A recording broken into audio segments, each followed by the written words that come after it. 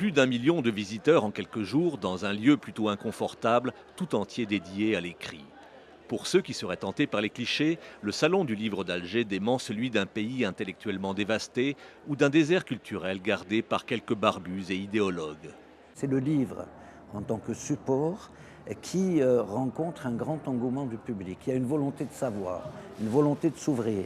Et je crois que c'est un des effets, si vous voulez, de la sortie de l'Algérie, en tout cas avec mes mots, je le dis ainsi, de ce qu'a été un espèce de nationalisme d'enfermement. Il y a une volonté d'ouverture.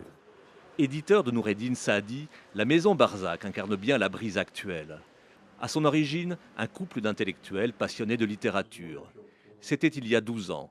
Les écrivains menacés avaient alors massivement quitté une Algérie où plus rien ou presque n'était publié. La création de la maison d'édition était un peu artisanale, pas très professionnelle, et c'était vraiment en réaction à une situation terrible, un peu apocalyptique. On avait l'impression d'être au cœur de l'apocalypse, et essayer de résister par nos petits moyens. Aujourd'hui, Barzac fait partie des maisons d'édition qui comptent dans le pays. 120 titres publiés, de la littérature aux beaux-arts en passant par la poésie. Un tiers en arabe, 2 tiers en français, à nouveau florissante en Algérie. On a encore un fort lectorat francophone.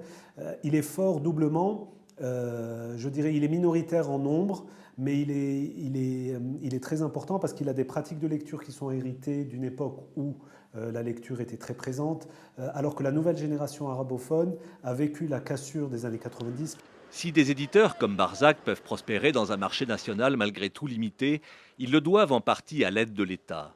Celui-ci soutient leur activité tant par le biais de l'école que par des commandes publiques sans distinction politique. Paradoxe d'un régime à bien des égards impitoyable, mais qui encourage un bouillonnement littéraire qui lui est généralement hostile. Pour une raison très simple, c'est que l'écrit touche beaucoup moins de lecteurs que la presse et encore moins que la télévision et la radio. Mais aussi, je pense qu'il y a aujourd'hui, c'est un moment particulier où ils laissent faire tout de même, parce qu'ils ont besoin de soupapes de sécurité. Quand on est des régimes autoritaires, il faut fermer, mais il ne faut pas tout fermer. À la surprise de beaucoup, l'Algérie se singularise aujourd'hui comme l'un des pays arabes où la contestation publique s'est le moins fait entendre cette année dans la tempête générale.